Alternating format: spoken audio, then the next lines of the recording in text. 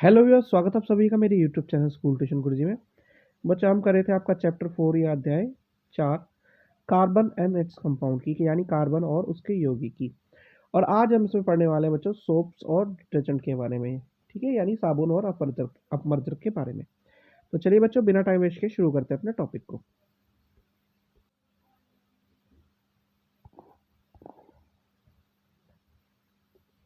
तो बच्चों बेसिकली जब हम सोप की बात करते हैं तो होता क्या है कि soaps are long chains sodium और potassium salt of carboxylic acid.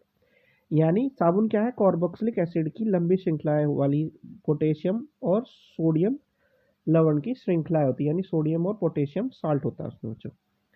ठीक है, दूसरी चीज क्या है, soaps are sodium and potassium salts of fatty acid. इसका एग्जांपल क्या दिया बच्चों इसमें, सोडियम स्टेरेट यानी C17H35COO Na। ठीक है, ये आपको सोडियम वाला दिख रहा है बच्चों। अब इसमें दो एंड होते हैं बच्चों, हाइड्रोफिलिक और हाइड्रोफोबिक, यानी जल रागी और जल विरागी। ठीक है बच्चों। फिर बात आती है स्ट्रक्चर ऑफ सोप मॉलिक्यूल, यानी साबुन के अणु की संरचना। तो ये soap molecule has two part, a long hydrocarbon part which is hydrophobic यानी water repelling and the soluble in oil and grease, and a short ionic part which is hydrophilic यानी water attracting and insoluble in oil and grease। यानी साबुन के अणु दो भाग के बने होते हैं, एक लंबा हाइड्रोकार्बन भाग जो हाइड्रोफोबिक यानी जल प्रतिरक्षक होता है और दूसरा तेल और ग्रीस में घुलनशील होता है, और एक छोटा आयनिक भाग जो हाइड्रोफिलिक यानी पानी की ओर आकर्षित करने वाला होता है और तेल और ग्रीस में अघुलनशील होता है बच्चों। ठीक है, यानी जल रागी और जल विरागी दो भागों की बात कर रहा है। जल विरागी कैसा है, जो जल से दूर जाता है बच्चों। ठीक है, जल रागी उसके पास में रहता है जल के। फिर बात आती है क्लिनजिंग एक्शन ऑफ सोप, यानी साबुन की सफाई की क्रिया। तो होता क्या है बच्चों, बेसिकली जब हम soap dissolve in water to form spherical structure called micelles. In each micelle, the soap molecules are arranged radially such that the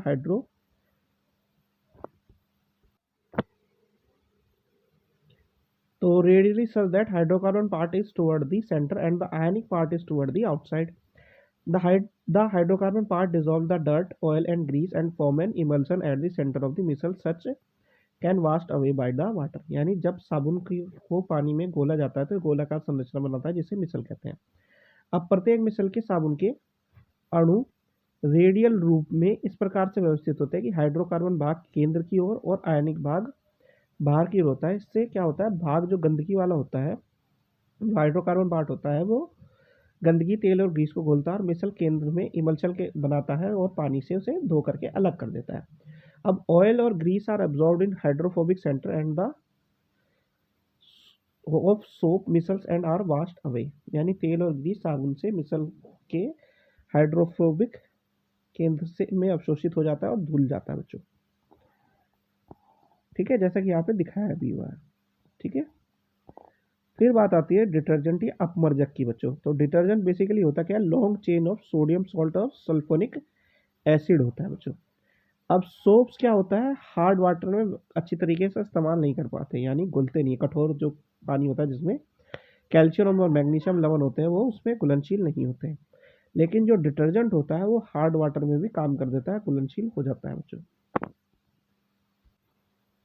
यानी कि बेसिकली क्या करता है, ये इनसॉल्युबल प्रेसिपिटेट नहीं बनाता है कैल्शियम और मैग्नीशियम सॉल्ट के साथ हार्ड वाटर के केस में बच्चों। अब जरा इसका डिफरेंस देख लेते हैं। बेसिक डिफरेंस अगर सोप्स और डिटर्जेंट का देखिए, अपमर्जक का देखिए तो बच्चों, पहले वाला क्या है, sodium salt of fatty acid है और दूसरा है sodium salt of sulphuric acid. दूसरा क्या है, सॉफ्ट वाटर में यूज हो सकता है, हार्ड वाटर में यानी कठोर जल में जो नमकीन पानी होता है उसमें इस्तेमाल नहीं हो सकता है। लेकिन जो दूसरा जो ये है, ये दोनों में इस्तेमाल हो सकता है बच्चों। फिर जो साबुन है डिटर्जेंट की तरह या अपमर्जक की तरह साफ नहीं कर सकता, लेकिन जो डिटर्जेंट है वो बेटर तरीके से सोप से साफ कर सकता है। अब सोप्स क्या है, बायोडिग्रेडेबल है और पॉल्यूशन नहीं करते हैं, लेकिन कुछ डिटर्जेंट ऐसे हैं जो नॉन बायोडिग्रेडेबल हैं और पॉल्यूशन करते हैं बच्चों।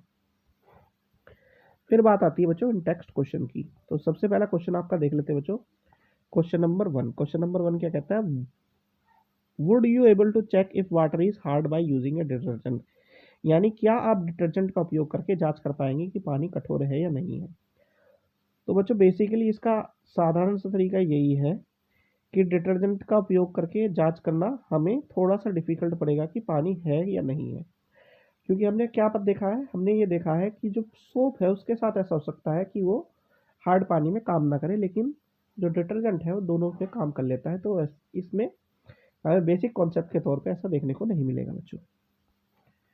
चलिए क्वेश्चन नंबर 2 देख लेते हैं बच्चों। क्वेश्चन नंबर 2 है आपका, people uses a variety of method to wash cloth, usually after adding the soaps they beat the cloth on a stone or beat it with a paddle, scrub with a brush, or the mixture of agitated is in a washing machine. Why is agitation necessary to get clean? यानी कपड़े धोने के लिए लोग कई तरीकों का इस्तेमाल करते हैं। आमतौर पर साबुन लगाने के बाद वे कपड़ों को पत्थर पर पीटते हैं, चप्पू से पीटते हैं, ब्रश से रगड़ते हैं और मिश्रण को वॉशिंग मशीन में हिलाते हैं साफ कपड़े पानी में। ऐसा क्यों देखने को मिलता है बच्चों? तो होता क्या है बच्चों, जो ऑयल और ग्रीस है, जो डर्ट पार्टिकल उसमें लग जाते हैं, तो उसे हम क्या करते हैं, इस तरह की चीज़ों को करने से अलग करते हैं, एक तरह से खींच करके उन्हें अलग निकाल के रख देते हैं। तो ऐसा करने से क्या होता है, वो एक साइड से अलग हो जाते हैं। ठीक है, तो ऐसा इसलिए किया जाता है जिससे कपड़े हमें साफ हो जाते हैं और जो कण है, जो धूल मिट्टी के ग्रीस के कण है, वो अलग होते चले जाते हैं और कपड़े साफ हो जाते हैं बच्चों। तो बच्चों यहाँ पे ये वाला पार्ट होता है आपका वीडियो कंप्लीट। आशा करता हूँ आपको वीडियो अच्छी लगी होगी। Thank you.